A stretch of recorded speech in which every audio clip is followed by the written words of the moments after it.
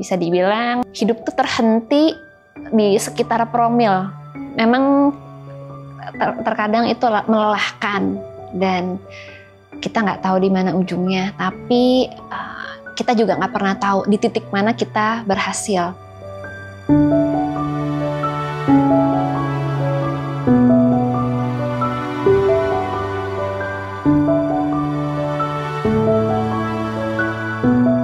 Halo, saya Nitya, saya ibu satu anak, pejuang IVF.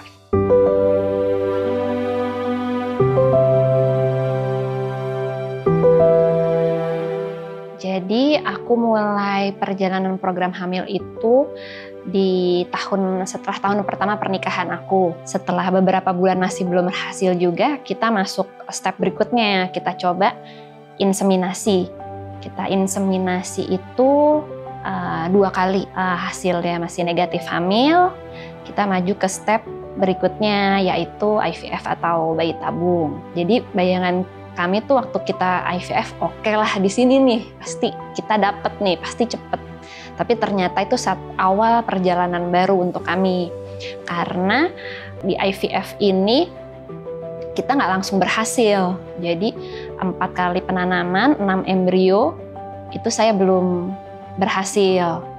Baru ketika penanaman yang ke-5 kali, yaitu embrio ke-7, saya berhasil hamil.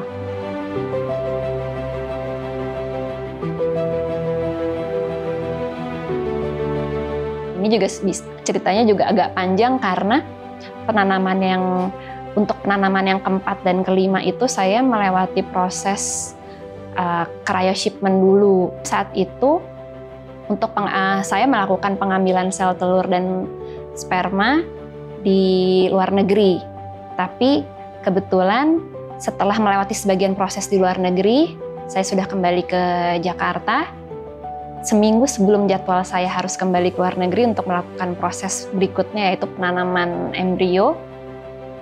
Karena itu di tengah pandemi, ternyata ada lockdown. Ternyata lama prosesnya, sampai akhirnya di tengah-tengah masa itu juga kami tetap coba. Sempat juga, yaudah kita inseminasi lagi.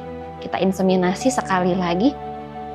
Belum juga, di tengah warna-warni pandemi itu, akhirnya saya dengar ada cryoshipment, yaitu kita bisa mengirimkan embrio kita sendiri dari luar negeri ke Indonesia. Prosesnya juga agak rumit karena itu kan harus sesuai regulasi dari 2 negara. Pengirimannya kami lakukan 2 kali. Yang pertama itu untuk proses penanaman embrio transfer saya yang ke-4. Di situ masih gagal tuh saya. Akhirnya kami mengirimkan lagi sisa embrionya. Dan disitulah saya melakukan penanaman yang ke-5 kali dan berhasil hamil.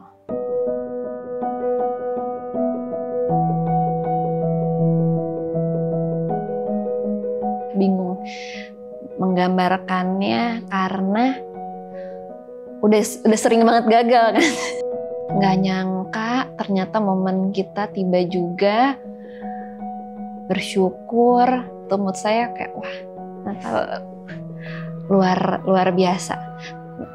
Ketika hamilnya itu sendiri juga bukan berarti akhir dari perjuangan ya, karena kan setelah hamil juga harus ada yang saya jalanin. Saya suntik-suntik pengencer darah, saya suntik penguat kandungan dan lain-lain.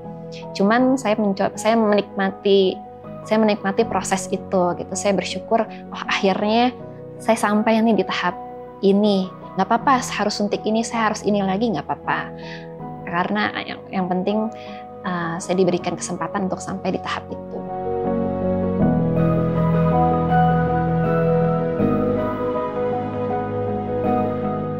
Saya lahiran itu di week 36 karena sudah pengapuran plasenta. Saya lahir dengan C-section atau sesar gitu. Tapi syukurnya pas lahir saya sehat, bayi saya juga sehat. Luar biasanya juga saya benar-benar merasakan juga support suami saya selalu.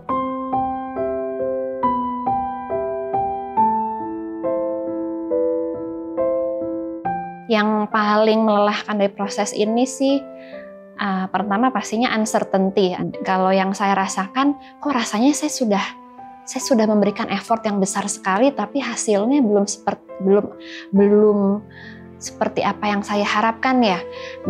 Banyak sekali faktor yang kita nggak bisa duga, atau kita udah usaha maksimal tapi ternyata hasilnya belum juga.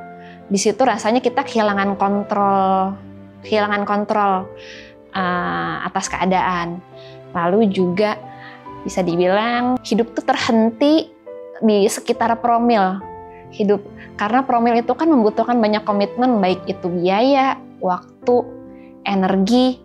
Sering sekali saya diajak pergi atau ada keperluan yang saya tuh nggak bisa ikut karena ini ternyata momennya saya harus bed rest, tapi saya juga nggak bisa cerita ke orang apa yang sedang saya lakukan gitu. Dan secara emosional tuh juga up and down, dan apalagi kalau promil itu juga melibatkan obat-obatan yang terkait hormon.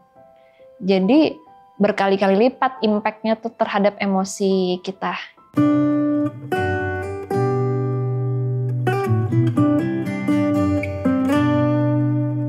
Syukurlah perkembangan Kavi sesuai kurva tumbuh kembang, perkembangannya baik, sehat.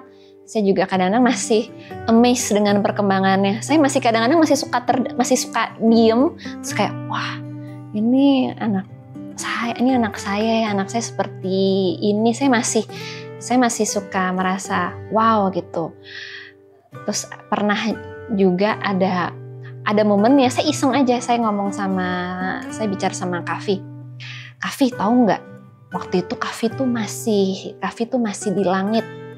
Mama sama ayah itu pingin banget Kavi tuh cepet turun, tapi kok Kavi belum turun ya. Kavi belum turun juga. Habis ternyata, maksud saya itu cuma bercanda aja. Ternyata respon anak saya, maaf ya mama. Terus saya kaget, loh kok kamu minta maaf? Ternyata dia minta maaf karena membuat saya dan suami saya menunggu. Di situ saya bilang, Kavi jangan minta maaf. Kavi itu datang tepat waktu. Saya nggak menyangka aja sih, saya cuma bercanda aja, ternyata anak saya merespon seperti itu.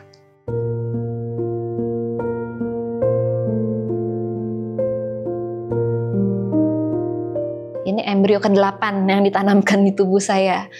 Itu saya melakukan embrio transfer lagi, hasilnya saya positif hamil, hasil beta HCG-nya bagus selama beberapa minggu awal. Namun ketika di week 6 saya melakukan USG, ternyata ablated ovum. Jadi perkembangannya itu kehamilannya hanya di kantong kehamilan, tapi tidak berhenti berkembang, tidak sampai ke isinya.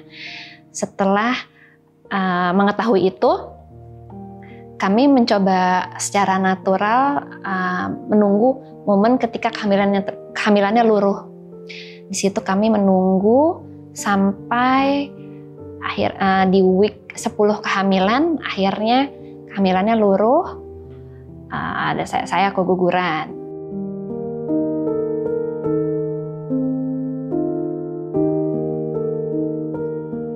Memang ini juga semakin membuat kami sadar banyak hal yang di luar kontrol kami. Sedih dan momen keguguran itu sedih dan berat. Makanya saya baru cerita itu justru beberapa bulan setelah saya melewatinya. Walaupun hasilnya seperti itu, saya nggak menyesal sih sudah melakukan embrio transfer yang ke-6. Buat saya itu tetap 10 minggu yang luar biasa yang saya syukuri.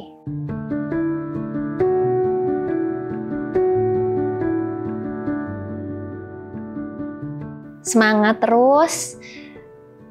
Memang terkadang itu melelahkan dan kita nggak tahu di mana ujungnya. Tapi kita juga nggak pernah tahu di titik mana kita berhasil. Mungkin ketika kita lelah, sebenarnya keberhasilannya itu sudah dekat sekali.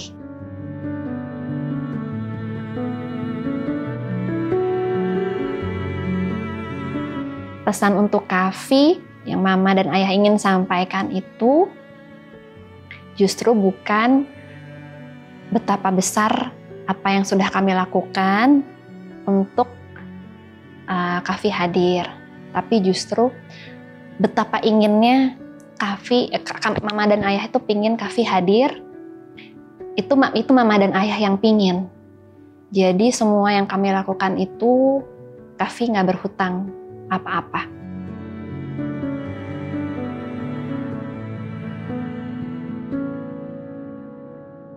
Untuk diri saya sendiri, terima kasih karena bukan hanya sudah berjuang, tapi tetap berusaha untuk menikmati perjuangannya.